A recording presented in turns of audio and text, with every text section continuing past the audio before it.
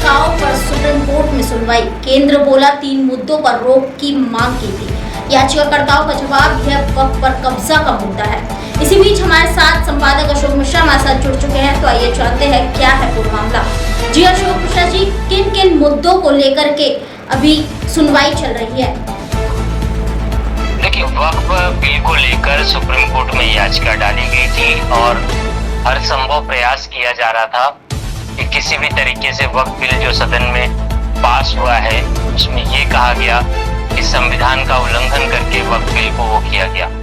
तो supreme court ने साफ तौर से ये कहा कि भाई आप हमें सबूत दीजिए कि वक्फ बिल में संविधान का उल्लंघन किया गया।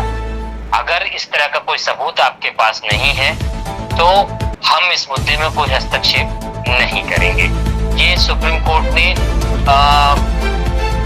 अपनी दलील में कहा है। तापसी। अशोक मिश्रा जी, इससे पहले जो सुनवाई हुई थी उसमें अंतरिम इसकी बात की गई थी, इस पर आप क्या कहना चाहेंगे?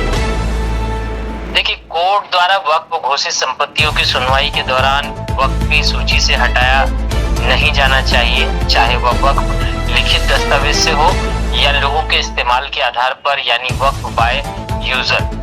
ये केंद्र ने इन 3 मुद्दों पर रोक लगाने की मांग की है, जिसमें दूसरा है संशोधित कानून में प्रावधान है कि जब कलेक्टर संपत्ति के सरकारी होने या नहीं होने की जांच कर रहा हो तब उसे वक्फ न माना जाए, इस नियम को लागू न किया जाए।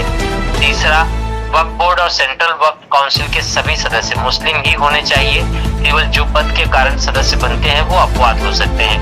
तो इस तरह की 3 मांगों को लेकर केंद्र सरकार ने रोक लगाने की बात कही थी।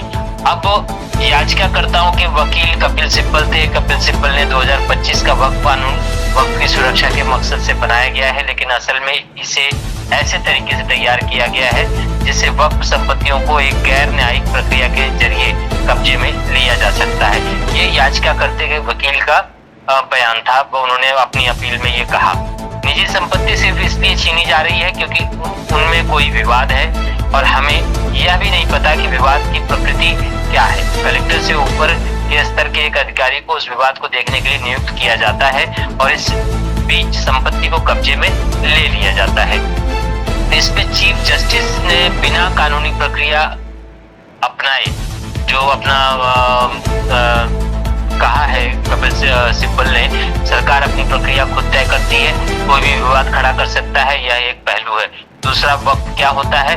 वक्फ का मतलब है अल्लाह ईश्वर के नाम पर संपत्ति का दान। तो ये सारी चीजों को लेकर सुप्रीम कोर्ट ने साफ तौर से एक बयान दे दिया है और सारी बातों को लेकर सुप्रीम कोर्ट का साफ कहना है कि जब तक हमारे पास कोई ठोस सबूत नहीं आता है तो उसको हम रोक नहीं लगा सकते।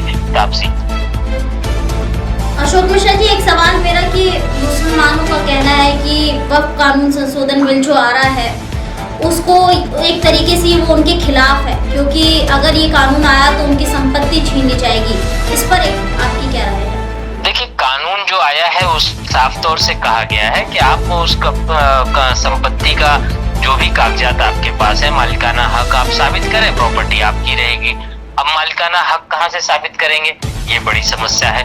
तो अब कौन क्या कहता है क्या नहीं कहता, हम उन मुद्दों पे ना जाकर उसी बात पर सुप्रीम कोर्ट ने भी कहा कि साफ तौर से कि जो कब्जे का मुद्दा है वो ये है कि आप सबूत दीजिए तो हम आगे कार्रवाई करेंगे। सबूत आप दे नहीं रहे हैं, आप कह रहे हैं कानून में संशोधन किया जाए, तो इस तरह से तो होगा नहीं। बिना सबूत के संविधान के द्वारा बिल जो पास किया गया उस बिल पे रोक लगाना संभव नहीं है। तापसी। बहुत बहुत धन्यवाद अशोक मिश्रा जी, मैं आपसे फिर जुड़ूंगी और भी जानकारी के लिए, तब तक के लिए धन्यवाद। धन्यवाद।